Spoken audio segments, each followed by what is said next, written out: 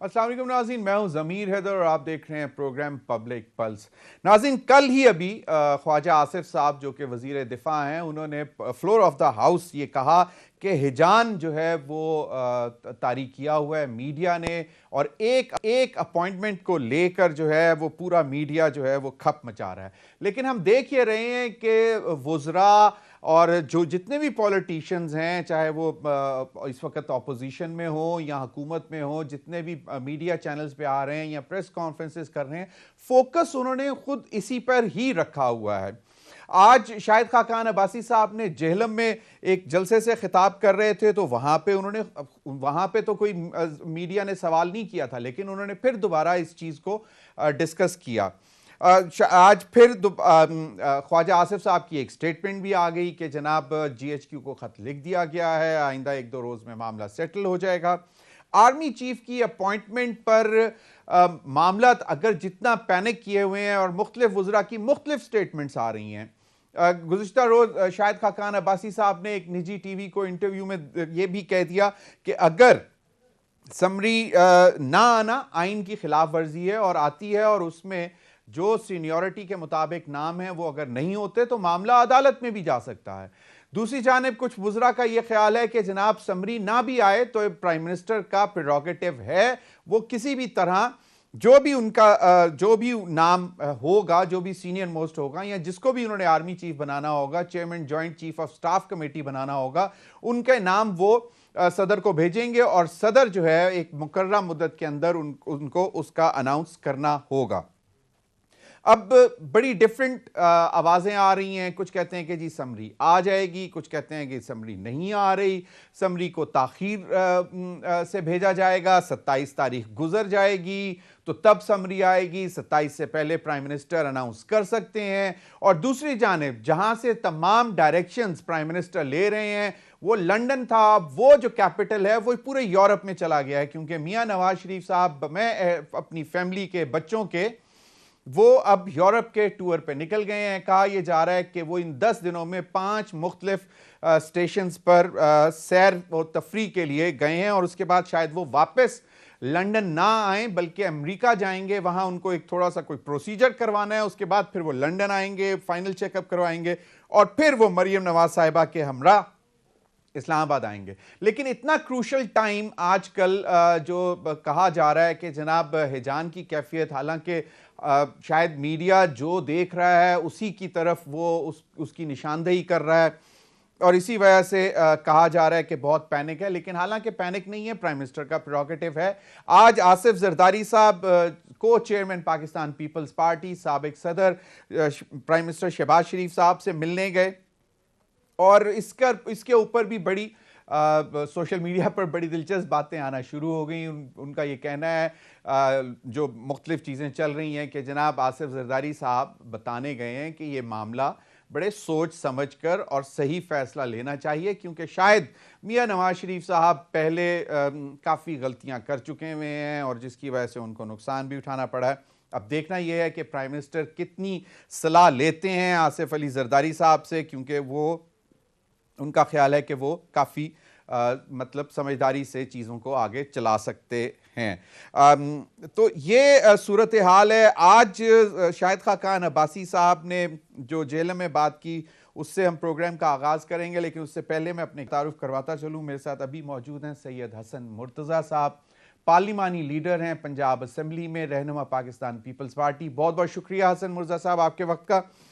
आलिया हमजा साहिबा, सीनियर रहनुमा पाकिस्तान तहरीक इंसाफ, मेरे साथ मौजूद हैं। बहुत बहुत शुक्रिया आलिया साहिबा आपका भी। और प्रोग्राम के आखिरी हिस्से में नाज़रीन हम वसीम अख्तर, रहनुमा MQM पाकिस्तान, उनसे बात करेंगे, क्योंकि आज इलेक्शन कमीशन ने अपना महफूज फैसला सुना दिया कराची और हैदराबाद में जो बल्दियाती इंतखाबात, और उन्होंने कहा है कि 15 जनवरी को ये इंतखाबात होंगे। इससे पहले जमात इस्लामी, MQM, PTI ये चाहती थी कि फौरी तौर पर हो जाएं, लेकिन हुकूमत और वफाकी हुकूमत का ये शायद ख्याल था कि हालात साजगार नहीं थे। पहले सैलाब की सिचुएशन थी और अभी भी शायद सैलाब की वजह से, क्योंकि बहुत ज़्यादा फोर्सेस जो कि रिक्वायर्ड हैं वो भी शायद उधर ही ड्यूटी कर रहे हैं, तो उस पर उनसे भी बात करेंगे प्रोग्राम के आखिरी हिस्से में।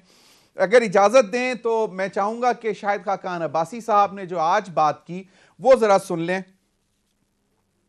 आज इमरान खान के इस धरने का, इस लॉन्ग मार्च का, इन धमकियों का वाहिद मकसद ये है कि इमरान खान पाकिस्तान के आर्मी के चीफ की सिलेक्शन पर असरअंदाज हो सके। और आज 26 तारीख को जब आर्मी के चीफ का फैसला होना है तो वो धरने की धमकियां देकर इस फैसले पर असरअंदाज होना चाहता है। आलिया साहिबा, शाहिद खाकान अब्बासी साहब का ये ख्याल है कि इमरान खान साहब असरअंदाज होना चाहते हैं। आज मैं फवाद चौधरी साहब को भी सुन रहा था, उन्होंने आज ज़मान पाक के बाहर मीडिया से बात करते हुए भी और फिर किसी चैनल पर भी मैंने सुना, उन्होंने कहा कि हमारा इसमें कोई इंटरेस्ट नहीं है, कोई भी आर्मी चीफ आए, ये इससे इमरान खान या PTI को कतई तौर पर कोई गर्ज नहीं है। और PTI के अंदर शायद ये भी बात हो रही है कि जनाब अब तो ये आपस में इनके मसाइल बन चुके हुए हैं इस्टेब्लिशमेंट और गवर्नमेंट के, तो हमें इसमें अब कोई इंटरेस्ट नहीं है, ये मामला तब खुद संभालेंगे। और ख्वाजा आसिफ साहब ने कल गुज़िश्ता रोज़ on the floor of the house शायद इसीलिए कह दिया था कि 1 पेज होना इस्टेब्लिशमेंट या गवर्नमेंट का ये ज़रूरी नहीं है, अब 1 पेज सिर्फ और सिर्फ कानून और आइन का है। आलिया साहिबा, शाहिद खाकान अब्बासी साहब फिर क्यों ये कह रहे हैं कि 26 नवंबर को जो वो आ रहे हैं, आप लोग इस अहम तयनाती पर असरअंदाज होना चाहते हैं? बिस्मिल्लाहिर्रहमानिर्रहीम। थैंक यू ज़मीर साहब। ज़मीर साहब, मैं तो कोई बातें करना चाहूंगी और इन्हीं की स्टेटमेंट्स को मैं दोहराऊंगी, मैं कुछ नया नहीं कहूंगी। कल खुर्रम दस्तगीर साहब ने कहा था कि नए आर्मी चीफ की तकर्री का मामला अदालत में जा सकता है। उसके बाद शाहिद खाकान अब्बासी साहब की स्टेटमेंट है कि सबरी का ना आना बहुत बड़ी नाकामी और आइन की खिलाफ वर्जी है। और उन्होंने ये भी कहा था कि अगर GHQ की तरफ से आने वाली सबरी में आर्मी चीफ के लिए अहल लेफ्टिनेंट जनरल का नाम शामिल ना हुआ तो ये गैर कानूनी होगा। इस पर तो मैं बाद में तबसरा करूंगी कि जब हम कहते थे कि मेरिट के लिहाज से आर्मी चीफ आना चाहिए तो इस्लामाबाद हाई कोर्ट भी जाग गई थी, किसी और की तरफ से प्रेस रिलीजेस और गम गुस्से का इजहार भी किया गया था। तो अब क्या हमें कोई बताएगा कि जो 5 या 6 जनरल्स हैं ये तो वही सारे जनरल्स हैं जो एक जैसे क्राइटेरिया के बाद आते हैं, तो अब ये एलिजिबिलिटी और नॉन एलिजिबिलिटी की बात क्यों कर रहे हैं? फिर इन्हीं की स्टेटमेंट के बाद अगर खुर्रम दस्तगीर शाहिद खाकान के बाद ये इन दोनों ने तो कहा है कि जी अगर ये मसला यहाँ सॉर्ट आउट नहीं हुआ तो हम अदालत में जाएंगे। अब ये आप बता दें कि राना सनाउल्लाह ने क्या कहा है। उन्होंने कहा समरी ना भी आई तो आर्मी चीफ की तकर्री हो जाएगी। और वो ये कह रहे हैं कि जावेद लतीफ कह रहे हैं कि ये नौबत क्यों आ रही है कि वजीर आजम को समरी मंगवानी पड़ी है। और फिर आज की राना सनाउल्लाह की स्टेटमेंट है कि जनरल बाजवा के लिए मुनासिब नहीं है कि वो 5 नाम भेजकर अलग से किसी एक नाम की लॉबिंग करें। तो अब आप सिर्फ मुझे ये बता दें कंट्रोवर्शियल कौन कर रहा है? वो चंद करप्ट अफराद जो इस वक्त बैठकर ये होता है आर्मी चीफ को मुतनाज़ा करना, या ये होता है आर्मी चीफ के ओहदे को मुतनाज़ा करना, जब मरियम नवाज इस्लामाबाद हाई कोर्ट के बाहर खड़ी होकर कहती हैं कि एक जनरल इस क्राइटेरिया पर पूरा नहीं उतरता और पूरे चीफ ऑफ आर्मी स्टाफ के क्राइटेरिया के बारे में वो बताना शुरू करती है जो खुद किसी क्राइटेरिया पे पूरी नहीं उतरती। उसके बाद आप आ जाए खुर्रम दस्तगीर साहब की स्टेटमेंट में आपको याद करा दूं कि हमें ये कहा गया था कि एक आम तकर्री होनी, अगर वो हो गई तो अगले 15 साल भी इमरान खान रहेगा और आप लोग जेलों में सड़े हो गए। या फिर उसी वक्त आपको पता है कि जावेद लतीफ साहब ने तब क्या कहा था, या साद रफीक साहब की क्या स्टेटमेंट थी।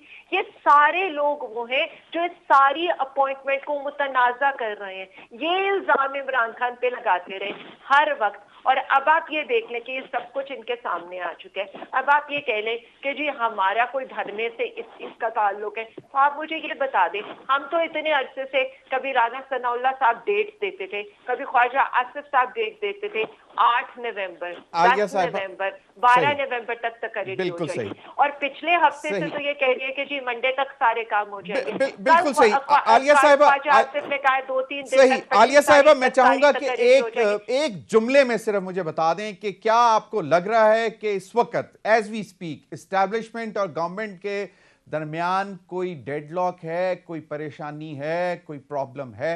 यस और नो? देखिए मेरी एक बात सुने, ये वो लोग हैं जो जब इक्तदार में होते हैं तो गले पकड़ते हैं और जब इक्तदार से बाहर होते हैं तो बूट पॉलिश करते हैं। या आपको भी पता है और ये कोई ढकी छुपी सी बात है नहीं। तो मैं सिर्फ इतना समझती हूँ कि खान साहब बिल्कुल सही कहते थे, सिर्फ ये जो है ना अपनी खाल आल करप्शन बचाने के लिए। आलिया साहिबा, सवाल मेरा बड़ा सिंपल और डायरेक्ट था कि आपने जो सारी ये स्टेटमेंट्स बताई हैं, इससे कोई बौखलाहट, कोई परेशानी, कोई टेंशन नजर आती है आपको इस अहम अपॉइंटमेंट पे?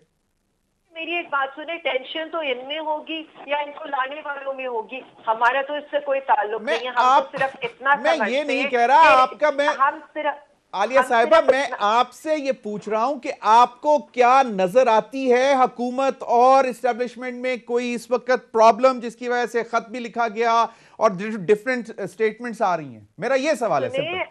मेरी बात सुने जमीर साहब, ये तो मुझे क्या छोड़ दें, आप मुझे सिर्फ इतना बता दें कि यहाँ पर हो क्या रहा है। इमरान खान को तो इन दोनों ने निकाल दिया था, अब आपने देखा है एक टेक्स्ट का मतलब कर रहे हैं, आपको लग रही है कि टेंशन है?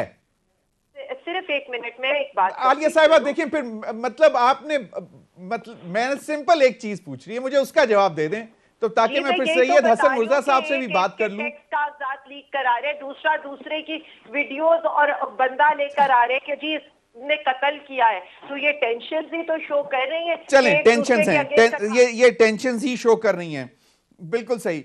सैयद हसन मुर्जा साहब, आज जरदारी साहब गए, प्राइम मिनिस्टर को मिले हैं, और जिस तरह मैंने अपने इंट्रो में भी कहा यह जा रहा है कि अब जरदारी साहब शायद कोई सेन यानी कि जो एहसन मशवरा देंगे जिस पर अगर प्राइम मिनिस्टर अमल करेंगे तो मामला बेहतर हो सकते हैं।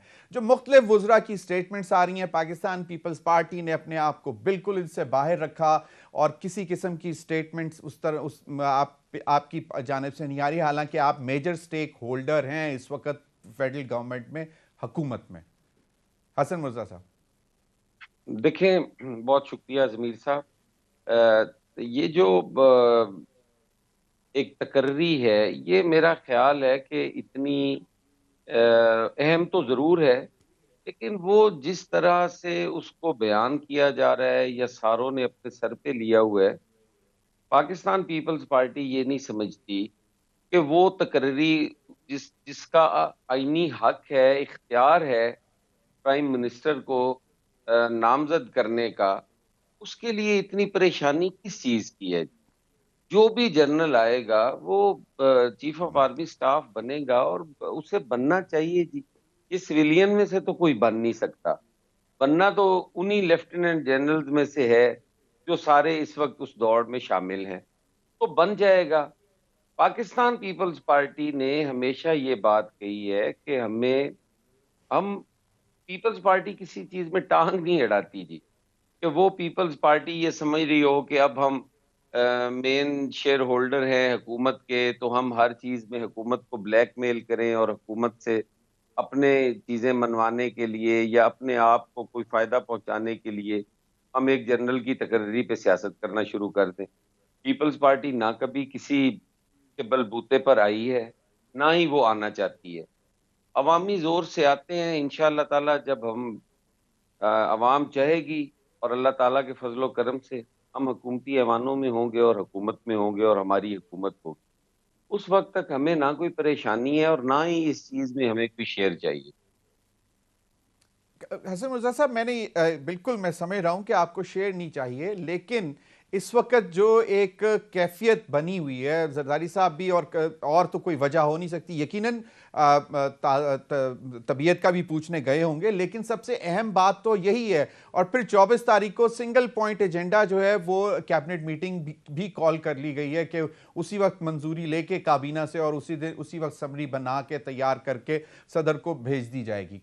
अगर जरदारी साहब, आप ये तो समझते हैं ना कि जरदारी साहब शायद कुछ थोड़ा बहुत मतलब बताने तो गए होंगे, क्योंकि प्राइम मिनिस्टर तो ये इस दफा पहली दफा प्राइम मिनिस्टर बने हैं, जरदारी साहब सदर भी रह चुके हुए हैं और 2 दफा वजीर आजम के हस्बैंड के बतौर भी मतलब तमाम मामलात को देखते रहे हैं, वजीर भी रह चुके हुए हैं। देखें, इस चीज में तो कोई दो राय नहीं है कि जरदारी साहब इस मुल्क के सबसे मंजे हुए सियासतदान हैं और वजीर आजम से मिलेंगे तो ये भी यकीनन है कि वहां पे इस मामले पे बातचीत की होगी और एक स्टेक होल्डर होने के नाते हम उस मशावरत में भी शामिल होंगे। मैंने आपसे जो पहले भी अर्ज की है कि हमें इस चीज की कोई, पीपल्स पार्टी को इस चीज की कोई वो इतनी नहीं है कि जिस तरह से बाकी सारी जमातें, जिस तरह से लॉन्ग मार्च अरेंज किए गए कि ये होगा वो होगा, और फिर आहिस्ता आहिस्ता उन मुतालबात से पीछे हटना पड़ा और लाताल्लुकी का इजहार करना शुरू कर दिया, और फिर ताल्लुकात बेहतर करने की बातें होने लगी। पाकिस्तान पीपल्स पार्टी ऐसी सियासत करती नहीं है, ये हमारी सियासत नहीं है। तो हम जरूर उस मशावरत में भी शामिल होंगे। अगर प्राइम मिनिस्टर कोई मशवरा मांगेंगे, पूछेंगे, तो उन्हें सही मशवरा भी सही। देंगे। हसन और मिर्जा साहब, इंशाअल्लाह एक ताला छोटी सी चीज और बता दें, अगर इमरान खान साहब कहते हैं कि किसी को भी आप लगा दें, हमें कोई मसला नहीं है। इसके बावजूद हुकूमती वुज़रा ये बार बार कहते हैं कि जनाब वो असरअंदाज होने की कोशिश कर रहे हैं, वो इसको जो है मतलब एक मुख्तलिफ रंग देने की कोशिश कर रहे हैं। आज भी इसके क्लैरिफिकेशन हुई, काफ़ी दिनों से वो क्लैरिफाई कर रहे हैं कि भाई हमें कोई फ़र्क नहीं पड़ता। वो पहले कह चुके, एक है उनका ख्याल है कि जी एक मफरूर से मशवरा नहीं करना चाहिए, उनको डायरेक्शंस नहीं देनी चाहिए। तो उस हवाले से आपको भी लगता है कि इमरान खान साहब अभी भी असरअंदाज होने की कोशिश कर रहे हैं? अगर 26 तारीख दे ही दी है तो उनको डॉक्टर्स ने भी कहा था इतने दिन आप आराम करें, तो उसके बाद आप थोड़ा सा हिलजुल सकेंगे। देखिए, इस बयान से इतना मुतमिन होने की भी जरूरत नहीं है कि खान साहब ने ये कह दिया है कि मुझे कोई ताल्लुक नहीं है इससे, जो भी आए, जिस तरह का भी हो, मेरा कोई ताल्लुक नहीं है इस तकर्री से। इससे पहले वो ये मुतालबा भी तो करते रहे हैं ना कि फलां होना चाहिए, ये होना चाहिए, ये कौन होते हैं लगाने वाले, इनके पास मैंडेट नहीं है। ये सारी बातें वो भी तो करते रहे हैं ना। वो करते रहे, जब उन्हें वो ना मानी गई तो फिर उन्होंने ये बात करना शुरू कर दी। तो इसलिए इस पे भी जो है वो यकीन तो नहीं करने की जरूरत कि वो कुछ नहीं करेंगे। लेकिन कोई ऐसी चीज, अब एक आजकल मौजूए गुफ्तगू ही अगर वो हो, तो यकीनन वुज़रा भी उसी पे बात करेंगे ना। आप जो मीडिया सुनना चाहेगा, जो जलसे में जो लोग सुनना चाहेंगे, जो पूछना चाहेंगे, बात तो वही होगी। बाकी तो इर्रेलेवेंट गुफ्तगू होगी सारी। बाकी सारे इश्यूज जो है पीछे चले गए। अब तो एक सिर्फ इशू जो है वो तकर्री बाकी है इस मुल्क के अंदर, और जब तक वो फाइनल ना हो तो बात तो सारों को उसी पे ही करनी पड़ेगी। सही। बिल्कुल सही हसन मुर्तज़ा साहब, वैसे आपने बिल्कुल सही तरफ इशारा किया कि मामला जो हैं वो इससे भी ज़्यादा संगीन है। माशी मामलात, महंगाई है, गुर्बत है, सैलाब की सूरत हाल है, और हम भी शायद इसी में कैरिड अवे हुए हैं और हम भी उस तरफ नहीं जा रहे। यकीनन आपकी ये बात बिल्कुल सही है कि मामलात अहम दूसरे हैं। आलिया हमजा साहिबा, इमरान खान साहब ने आज जो कराची में एक तकरीब से वीडियो लिंक से खिताब किया, उसमें उन्होंने कहा कि अगर फौरी और साफ और शफाफ इंतखाबात ना करवाए गए तो ये मौजूदा हुकूमत पाकिस्तान को डिफ़ॉल्ट के दरवाजे तक ले जाएगी। आपको क्या लगता है कि इन हालात में अगर आप लोग आ जाते हैं, फ़र्ज़ करें अगर फौरी इंतखाब होते हैं, केयर टेकर सेटअप लग जाता है, 3 महीने बाद इंतखाबात होते हैं, तो आप लोगों के पास कोई एजेंडा है? क्योंकि गवर्नेंस के इश्यूज तो आप लोगों के साथ भी बहुत रहे। अच्छा, सबसे पहले तो ना मैं एक बात ज़मीर साहब करना चाहती हूँ। पाकिस्तान की तारीख में ना पहली मरतबा 13 तजर्बाकार जमातों की मुश्तरका हुकूमत बनी है, और पहली मरतबा आपने देखा है, और आप क्या मीडिया, क्या आपके सारे जर्नलिस्ट उनकी ट्वीट्स उठाकर देख लें, वो यही कह रहे हैं कि आर्मी चीफ की तकर्री के हवाले से मुल्क में एक हैजान बरपा है। इन लोगों से एक फैसला तो हो नहीं रहा, तो ये रियासत कैसे चलाएंगे? एक तो ये है। दूसरी चीज, हमें ये मसला नहीं है, बार बार मैं आपको ये बता रही हूँ, हमारा तो ये रोना है इस वक्त कि इस मुल्क से ये तानियाती जैसे मसले, ये एक सफे जैसे मसले, यानी बांग्लादेश कहाँ पहुंच गया, इंडिया कहाँ पहुंच गया, और आज तक हम जो है वही 1947 के जो लियाकत अली खान के वक्त का इश्यू था, हम उसी के ऊपर बैठे हुए हैं। और मैंने जितनी भी बातें की हैं, मैंने सारी स्टेटमेंट्स पीएमएल इनके अपने लीडर की कही हैं। जहां तक मेरे लीडर की बात है, मुझे सिर्फ आज ये बता दें, क्या हमने ये सारा कुछ अपने 3.5 सालों में प्रूफ नहीं किया? क्या हम हाईएस्ट एवर एक्सपोर्ट नहीं लेकर गए? क्या हम हाईएस्ट एवर टैक्स कलेक्शन नहीं करके गए?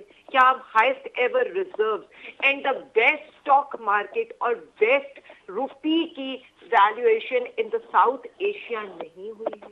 क्या ये सारी चीजें पीटीआई ने प्रूफ नहीं की है? क्या इंडस्ट्रियलाइजेशन नहीं आई है?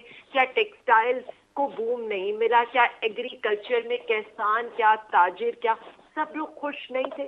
सिर्फ एक अगर कोरोना की वजह से जो एक महंगाई का साइकिल था वो भी 12% पर था, जो आज 30% के ऊपर पहुंच चुका है।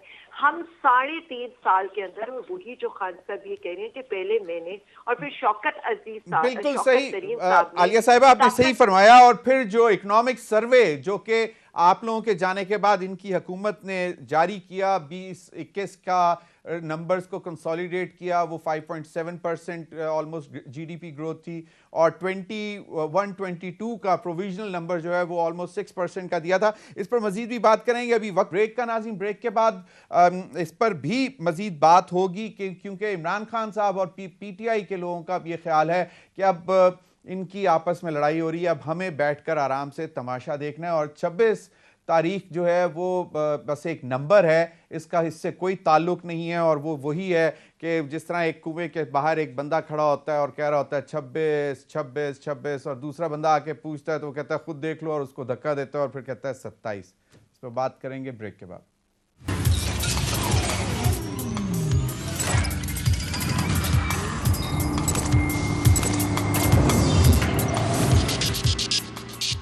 Welcome back. सैयद हसन मुर्जा साहब, एक तासुर जो पाकिस्तान तहरीक इंसाफ से आ रहा है, वो कह रहे हैं कि हमने जो करना था, हमने जिस हाइट तक लेके जाना था इस मामले को ले गए, और उसी की वजह से शायद अब ये कंफ्यूजन और ये एक मामला हैं जहां पे शायद लंदन की तरफ से जो एक नाम आ रहा है उस पर शायद मुक्तदरा नहीं मान रही, या जो भी सूरत हाल है, तो वो कहते हैं कि अब तो हम वी आर रिलैक्स, पीछे बैठकर देख रहे हैं, और 26 तारीख इज जस्ट अ नंबर, इसको उस तरह नहीं लेना चाहिए।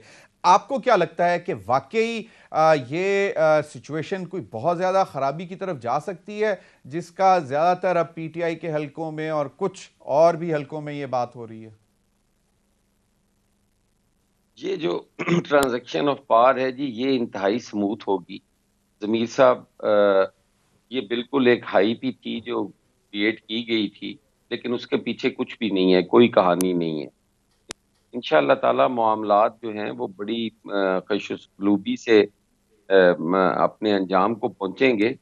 गुजारिश सिर्फ इतनी है कि हमारे मुल्क जो है वो इन चीज़ों का मुतहम्मिल नहीं है।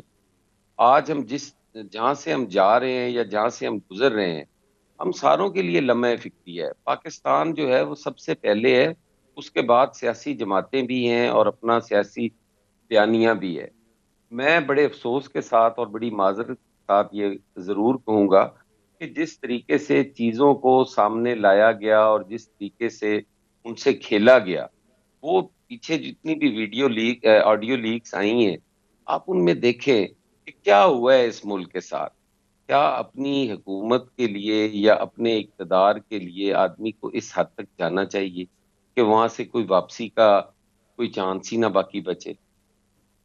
मैं ये समझता हूँ जी कि इस वक्त ज़रूरत इस चीज़ की है कि तमाम पॉलिटिकल फोर्सेस जो हैं वो जमहूरियत की मजबूती के लिए, पाकिस्तान की मजबूती के लिए, आइन की बालादस्ती के लिए, पार्लियामेंट की सुपरमेसी के लिए उन्हें इकट्ठे बैठ के सर जोड़ के ये सारा कुछ करना चाहिए था, जो आज वो सारे मेरे ख्याल में नहीं कर पा रहे। और उसमें जो खान साहब का बयानिया है उसका बहुत बड़ा अमल दखल है जी। देखें, आपने जब ये तहरीक का आगाज किया तो आपने एक साइफर से शुरू किया, और वो साइफर लहरा लहरा के आपने जो बातें की, बाद में आपने उन्हीं को कहा कि वो किस्सा माजी हो गया है, उसको छोड़े, आगे चलते हैं, हम अमेरिका से अच्छे ताल्लुकात के ख्वाह हैं। भाई, कल तक जो हमारी हमारे लिए बहुत बड़ा खतरा था, जो हमारी उन्होंने इतनी बड़ी धमकी दे दी, हमारी खुद मुख्तारी को चैलेंज कर दिया, फिर आपसे उनसे ताल्लुकात के ख्वाह क्यों हैं? कल तक आप खुद कहते रहे कि जनरल जी ये हो जाएगा, वो हो जाएगा, फिर आप पीछे हट गए। क्यों क्यों ये सारा, इसको क्या मजाक समझा जाए, या क्या ये क्या करना चाह रहे हैं, या क्या इन्होंने इससे क्या फायदा लेना चाह रहे हैं? आपका मुल्क है, आप उसको इस तरीके से एक तकर्री के लिए आप इस हद तक खुद कह रहे हैं कि मान रहे हैं कि हमने एक हाइप क्रिएट करनी थी, जहां तक जाना था हम ले गए हैं, और अब हम पीछे बैठ के उसका तमाशा देखेंगे। क्या पाकिस्तान का तमाशा देखेंगे? तो इन सारी चीजों को ज़मीर हैदर साहब इस नजर से हमें नहीं देखना चाहिए। ये बड़ा लम्हा फिक्रिया है, हम हसन मिर्जा पाकिस्तानी साहब, हैं, हमारी सियासत अपनी सही। जगह है। हसन मिर्जा साहब, 26 तारीख को जो आज हमने सुना, फवाद चौधरी साहब भी कह रहे थे कि जुमे की रात से 30-35 हज़ार 40 हज़ार लोग पिंडी में मौजूद होंगे और हफ्ते को 26 तारीख को लाखों लोग आएंगे और उसके बाद आइंदा का लाएअमल डिसाइड होगा कि धरना देना है, बैठना है, जलसा खत्म करना है और उसके बाद डिस्पर्स हो जाना है। आपको क्या लगता है कि इससे लेके क्या जाना चाहते हैं इमरान खान साहब इस 26 तारीख के साथ बाद? मतलब 27, 28, 29 तक बैठते हैं, नहीं बैठते हैं, या क्या अल्टीमेटली गोल क्या है? वो तो कहते हैं हम सिंगल पॉइंट इलेक्शन मांगने आ रहे हैं। ज़मीर हैदर साहब, एहतजाज उनका आईनी हक है, पुरअमन एहतजाज वो करें। वो अगर बैठना चाहते हैं तो वो बिल्कुल बैठें। हम तो ये कहते हैं, मेरा एक सियासी कारकुन की हैसियत से मेरी तो ये गुजारिश है कि पाकिस्तान का निजाम नहीं रुकना चाहिए, सही। पाकिस्तान के लोगों को सड़क पे जलील नहीं होना चाहिए, पाकिस्तान के जो हुकूमती अमूर हैं वो चलते रहने चाहिए। बाकी एहतजाज उनका हक है जी, वो लाखों लोग लेके आए और ला सकते हैं। कौन कहता है कि वो कोई पॉलिटिकल पार्टी नहीं है? सही। वो पॉलिटिकल पार्टी हैं, उनका हक है कि वो एहतजाज करें, वो धरना दें, लेकिन इस तरह दें कि जो अमूरे मुमलिकत हैं वो तो वो चलते रहें। खराब ना हो। लोग तो तो आप अपने कन्विंस कारोबार हैं कि करते वो रहें। बेसिकली और कुछ नहीं चाहते सिवाय इंतखाबात के? कोई मतलब और कुछ नहीं होगा? इंतखाबात तो होने हैं जी। देखें, ये तो इंतखाबात का साल है, आप आईनी तौर पर कुछ 6 महीने पहले भी करा सकते हैं। 6 महीने पहले भी करा अगर सकते वो हैं यही सेविंग चाहते हैं, अगर वो यही फेस सेविंग चाहते हैं, तो हुकूमत को चाहिए कि उनके साथ मिल के बैठें, बैठे उनको बिल्कुल। एंगेज करें, उनसे मुज़ाकरात करें। और वो अगर चाहते हैं यार, तो कोई नहीं, अगर महीना दो पहले भी हो जाए तो क्या हर्ज है, सही। और महीना दो बाद भी हो जाए तो क्या हर्ज क्या है? हर्ज? ये तो बैठने आलिया, से ही मामला तय होते हैं। सही। आलिया साहिबा, आपको क्या लगता है कि अगर जिस तरह हसन मिर्जा साहब ने बात की, और बड़ी अच्छी बात है कि अगर 4 महीने पहले या 6 महीने बाद या मतलब जो भी है एक चीज तय हो सकती है उस पर, और शायद इमरान खान साहब ने भी कहीं पे कहा था कि अगर इंतखाबात की डेट लेकर आते हैं तो उसके बाद बात हो सकती है, तो क्या मामला फिर वहीं पे खत्म हो जाएंगे या फिर ये सिलसिला चलता रहेगा? रवि साहब, मुझे तो हसन मुर्तजा साहब जैसी खूबसूरत बातें कर रहे हैं, मुझे तो हैरत हो रही है कि शायद पीडीएम वाले ये सारी बातें सोच लेते कि कुछ 4 महीने 6 महीने पहले इंतखाबात हो जाए तो शायद नौबत यहाँ तक पहुँचती ना, वो अनाउंस कर देते, हम बैठकर उनसे नेगोशिएशन कर देते। लेकिन असल में मसला ये सारा है नहीं ना। आप इमरान खान पे सारी बातें तो डाल सकते हैं, लेकिन मैं कुछ चीज़ें याद करा दूँ। आपको याद है बिल्कुल इसी टाइम पर पिछले साल DGISI की तकरीरी पर फैसला लेना था। आपको याद है तब हमें क्या बातें सुनाई गई थी? हमें यही कहा गया था कि DGISI की तकरीर पर फैसला लेना महकमे का हक बनता है, और ये कहा गया था कि साबिक वजीर आजम पाकिस्तान इमरान खान का जो ये मौक़िफ़ था ना, असूली और कानूनी मौक़िफ़, जो आप ये बिल्कुल ये कह रहे हैं कि चीफ ऑफ आर्मी स्टाफ लगाना तो वजीर आजम का इस्तेहकाक है, तो तब हमें ये कहा गया था कि DGISI लगाना तो महकमे का काम है, इमरान खान का इस्तेहकाक कहाँ से आ गया? और इन्हीं आयाम में हमें भी ये बताया गया था कि DGISI की तकरीरी में अगर जो ताखीर हो रही है ना, वो उन्होंने कहा था कोई जादू, कोई सितारों की चालें, कोई नामों में मखसूस हर्फ, कोई काले इल्म। आपको वो सारे कॉलम्स भी याद होंगे जो BBC में भी छपे थे। और फिर आप मुझे बता दें, अब ये जो नाम लिखना चाह रहे हैं, क्या वो एंड से शुरू नहीं होता? तो फिर कौन सा काला इल्म या कौन से हरूफ या कौन से सितारों की चालें या कौन से डेट्स का ये लोग वेट कर रहे हैं? बात सारी ये, आज मैं कहीं पर पढ़ रही थी और उसमें ये कहा गया कि शहबाज शरीफ की पुश्त कमजोर है, इसलिए अभी तक आर्मी चीफ की समरी नहीं मंगवा सके। इमरान खान की पुश्त मजबूत थी, इसीलिए अपनी मर्जी और वक्त पर DGISI की तानियाती की थी। मैं इनको सिर्फ इतना बता दूं, मैं ये नहीं कहती किसी भी वजीर आजम की पुश्त कमजोर नहीं होनी चाहिए। ये बात होती है जब हम सब बात करते हैं कि पार्लियामेंट स्टेट उनके पीछे खड़ी होती है, लेकिन जब हम सब खुद मिलकर उसको बेतौकीर करते हैं सिर्फ एक शख्स को गिराने के लिए, तो मैं सिर्फ इतना बता दूं कि मेरे लीडर ने तो तारीख का धारा मोड़ दिया। उसने इस मुल्क में रहते हुए ये सिर्फ बता दिया कि वो सिस्टम के अगेंस्ट सिर्फ अवाम की ताकत से जा सकता है, जो कभी इनके लीडर ने जाने की कोशिश की थी। लेकिन क्या उसके अगेंस्ट 13 जमातें, पूरा मीडिया, पूरे सेगमेंट ऑफ मीडिया, पूरे रियासत उसको गिराने के लिए इकट्ठी नहीं हो गई। कभी 16 अक्टूबर को उसको गिराने की कोशिश की गई, कभी उसके कत्ल की साजिश की गई, और यही सारी बातें जो वक्त आने पर बताता है कि मेरा लीडर तब भी सच्चा था, वो अब भी सच्चा है। लेकिन अब पॉलिटिकल फोर्सेस को ये फैसला करना है। बिल्कुल सही। आलिया साहिबा, क्या आप, क्योंकि उसमें कमेटी में बैठी होती हैं जहां पे प्रिपरेशंस और तैयारियों की बात हो रही होती है, प्लान है क्या? जलसा, धरना, या फिर लॉन्ग मार्च, वापस जाके फिर लेफ्ट साइड से आ जाएगा, फिर कहीं और से घूमता हुआ वापस आएगा? क्या प्लान क्या है? देखिए, मेरी एक बात सुने, प्लान तो वही वाली बात है। खान साहब ने कहा है कि मैं इनको सरप्राइज दूंगा। अब मेरे लीडर का जो हुक्म होगा हम तो वही करेंगे। अगर वो कहेगा धरना देना, हम धरना दे देंगे। अगर वो जलसा करके उसको खत्म कर देंगे, जो जिस तरह से भी खान साहब ने जो प्लान सरप्राइज होगा। चलें, बिल्कुल आपका पॉइंट आ गया, सरप्राइज होगा। अभी ब्रेक पे जाएंगे, ब्रेक के बाद बिल्कुल पूछेंगे सैयद हसन मुर्जा साहब से कि क्या सरप्राइज उनको भी लग रहा है और क्या हो सकता है। इस पर मजीद भी बात करेंगे और हम कोशिश करेंगे कि वसीम अख्तर साहब हमें ज्वाइन कर जाएं। तो कराची में और हैदराबाद में जो इंतखाबात का 15 जनवरी का अनाउंस हो गया, तो उस हवाले से क्या वो मुतमईन है या क्या सूरत हाल बनती है? ब्रेक के बाद।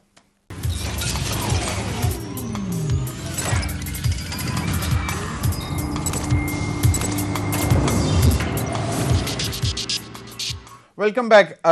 हसन मुर्जा साहब, सरप्राइज तैयार हैं आप लोग सुनने के लिए, देखने के लिए? यहाँ क्या हो सकता है सरप्राइज, एक चीज। और दूसरी चीज ये कि अगर हालात खराब होते हैं, केयर टेकर सेटअप लग जाता है, तो आप लोग चाहेंगे कि ये केयर टेकर सेटअप जो है आईनी मुद्दत से ज्यादा चला जाए ताकि जरा लेवल प्लेइंग फील्ड डेवलप हो जाए? कोई ऐसा कुछ नहीं होने जा रहा जी।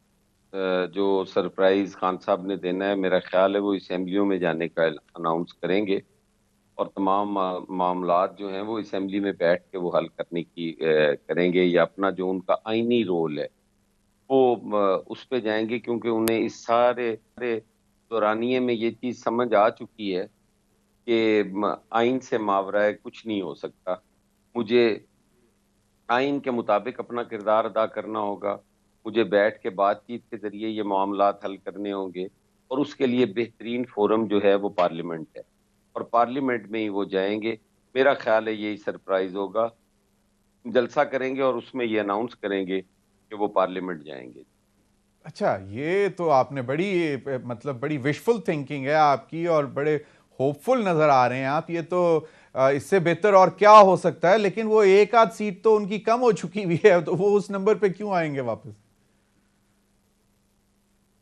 देखिए, पहले भी जो उनकी हुकूमत थी, अभी बातें हो रही थी, तो उसमें ये चीज 13 पार्टियां जो हैं वो कही जाती हैं।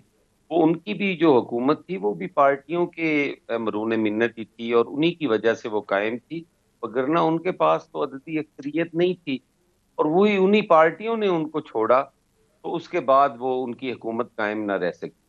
और यहाँ पे कौन सा ऐसा कोई हो गया है मदाखलत जिसकी वजह से उनकी हुकूमत खत्म हो गई है? वो पार्टियां ही थी जिनके सारे वो बलबूते पे खड़े हुए थे। जब उन पार्टियों ने उनको छोड़ा तो फिर तो उनके पास कोई ना रह गए।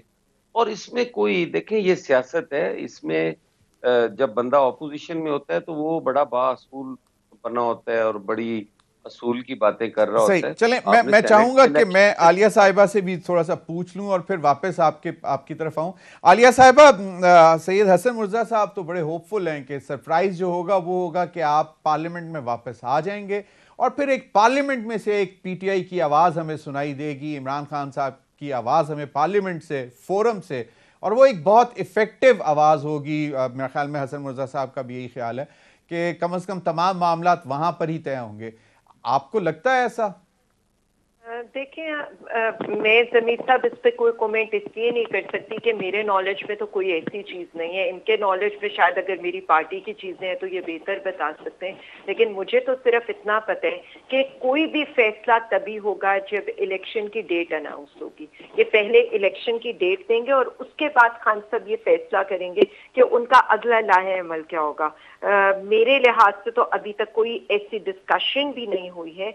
बाकी ये जो भी हम तो सिर्फ इतना करेंगे जो भी हो इस मुल्क के लिए बेहतर हो, क्योंकि देखें ये मुल्क होगा तो हम सब है, सियासत भी होगी, पार्टियां भी होंगी, बाकी आलिया साहिबा सारी चीजें भी होंगी। एक तासुर ये भी है, आलिया साहिबा एक तासुर ये भी है कि ये सियासी अदम इस्तेहकाम जो है वो खान साहब ने क्रिएट किया हुआ है। अगर सड़कों से हटकर मामला साइड पर टेबल पर बैठकर बात करें तो मईशत को जो इस वक्त नुकसान पहुंच रहा है वो ना पहुंचे, पहिया ज़रा मईशत का बेहतर चल सके, हुकूमत अपनी कंसंट्रेशन कर सके इकनॉमिक जो है क्राइसिस को ख़त्म करने के लिए।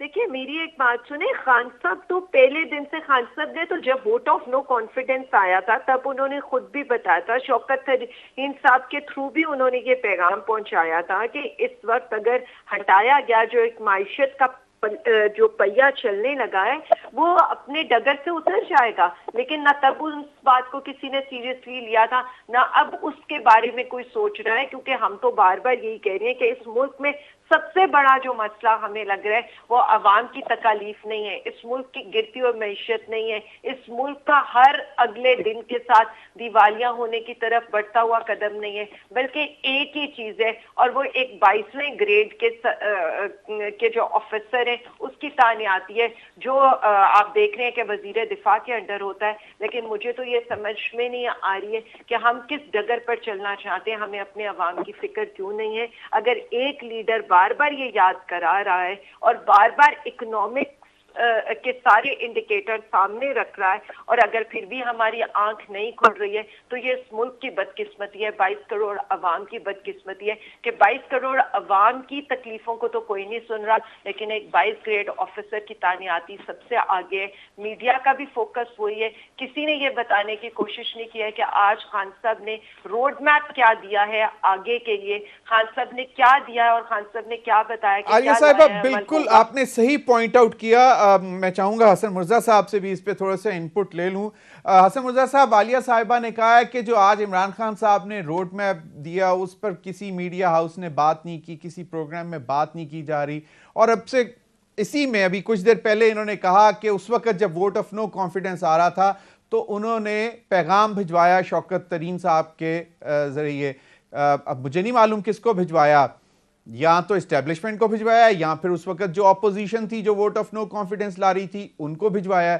तो अगर इमरान खान साहब ये समझते हैं कि उनका रोड मैप, या पीटीआई समझती है कि मईशत पर बात होनी चाहिए, तो फिर इस इतने अहम इदारे को क्यों इन्वॉल्व किया जाता है, क्यों बुलाया जाता है? जिस तरह ख्वाजा साहब ने भी कल कहा कि दावत गुनाह क्यों दी जा रही थी कि जी अगर आप हिस्सा नहीं थे तो कम से कम रोक तो सकते थे वोट ऑफ नो कॉन्फिडेंस को। देखें ये सारी बातें करने को होती हैं जी। अभी जैसे आपने भी सुना होगा, कह रही थी आलिया साहिबा के एक 22वें ग्रेड के एक अफसर की तैनाती के हवाले से, वो अफसर जो हमारे वजीर दिफा के अंडर होता है, काश ये बात सच होती और वो वजीर दिफा के अंडर होते। ये हमने ये चीजें देखे जमीर साहब, जो चीजें हकीकत की तरह हम सब पे अयां है कि ये चीज इस तरह नहीं है जिस तरह हम देख रहे हैं, ये तस्वीर इस तरह की नहीं है, फिर हम क्यों इस तरह की बातें करते हैं? और रोड मैप, कौन सा रोड मैप खान साहब ने दिया है? खान साहब ने तो जिस दिन से हुकूमत शुरू की है, अगर खान साहब चाहते तो इस मुल्क के अंदर हकीकतन जमहूरियत आ सकती थी। वो जो आज चाह रहे हैं ना, वो शायद उस पर इम्प्लीमेंट भी हो गया होता, लेकिन उस वक्त उन्होंने अपने 4 साल में तो उन्होंने नहीं किया। और फिर जिस 4 साल में वो मईशत को ये को चला रहे हैं, वो सबको नहीं पता जी कि तमाम मकातब फिक्र जो थे वो सड़कों पे थे। एक आप एलडीए देख ले, आप एजुकेशन देख ले, आप हेल्थ के मुलाजमीन देख लें, आप काश्तकार को देख ले। एग्रो बेस्ड इकोनॉमी है हमारी और काश्तकार पिछले 5 साल से सड़कों पर है। किस चीज की, क्या कौन सा रोड मैप वो दे रहे हैं, क्या वो कर रहे हैं? वो उनकी सियासत सिर्फ और सिर्फ इसी के गिर्द घूम रही है कि इनको फारिग करो, मुझे उस पे बिठा दो। उस आलिया कुर्सी साहिबा पे। ने अभी जिस और तरह कहा कि 22वें ग्रेड पे तवज्जो ज्यादा है, 22 करोड़ अवाम पर नहीं, तो उस वक्त खान साहब 22वें ग्रेड की तरफ क्यों देख रहे थे? फिर आपको क्या लगता है? मैं वही तो मैं कह रहा हूँ जी, कि करने को और है, तस्वीर कुछ और होती है, और इट्स उसके इजियर बिल्कुल सेड बरअक्स हम देन सोच डन। रहे हैं कि बिल्कुल आलिया हमजा अगर वो साहिबा 22 करोड़ अवाम का सोचते सही। तो क्यों कहते कि अगर इनको रोको। वो कौन होते हैं फिर इस नजरिए के मुताबिक रोकने वाले? सही। रोकना तो हमें एक जमहूरी तरीके से था एक ना। आईनी तो अमल है। क्यों किसी से मदद मांगी जा रही है? सही। हम आलिया साहिबा खुद बिल्कुल ही आलिया बुलाते साहिबा हैं और फिर खुद ही हम कह देते हैं कि जी ये मामला इस तरह नहीं था, इस सही। तरह है। आलिया साहिबा 30 सेकंड्स कंक्लूड कर दें।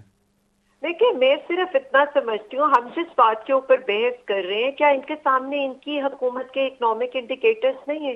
क्या इनका वजीर दिफा कल खड़ा होकर ये नहीं कह रहा कि मईशत हमसे संभल नहीं रही है?